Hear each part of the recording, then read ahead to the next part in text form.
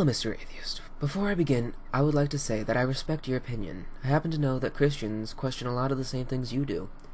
However, if we looked at it from a Christian point of view, we could say something along the lines of, I respectfully disagree with you when it comes to the existence of God. Now that that's been said, they'll move into an explanation of why they said that. They could do something like using the cosmological argument from St. Thomas Aquinas. This states that he is the one who set things in motion, to begin with. All human beings are set in motion by a chain of events. The first, you see, is your birth. Then you are guided throughout your adolescence until you graduate college. Then you have to abide by the laws more strictly, the laws that are put in place by society. Then you have to also abide by the laws set forth by your job. However, what did that really explain? Nothing. It didn't even touch on the subject of God. It just explains what happens. But what we would refer to him as en summum, which means a being, Christians refer to him as ipsum esse subsistens, which is the sheer act of being. This means that he supposedly is all around you and in everything, influencing every action. In Exodus, God says to Moses, I am who I am. This backs up the theory that God is the sheer act of being. The way that Christians, along with their faith, try to prove his existence is by trying to rationalize how our world came into being. But that's just it.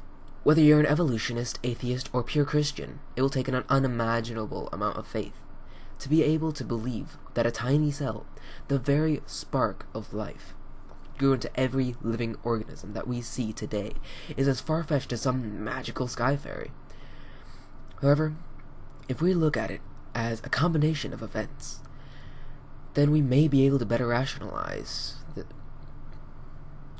events that occur. Let's say, for just a moment, that there is a God, and he worked with the world to organize a perfect set of events. The perfect set of events that are suitable for the creation of life. And then lightning struck in the desert to create a tiny cell that evolved and evolved over millions of years. This goes along with Aquinas' theory, of course, that God started life on Earth. This would mean that both evolutionists and Christians are correct. So why, then, must you choose a side? The argument that I'm, trying to portray is that there is no definite side to choose.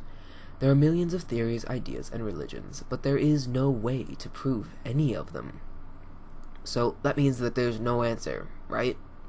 Well, I suppose that my answer to you, Mr. Atheist, is that there is no definite answer. I chose the path of least resistance. If you'd like to follow me down this path, you may do so. However, you can always change your mind. Nothing's set in stone after all. I hope this helped you in some way, sir, and if not, I hope you find your answer.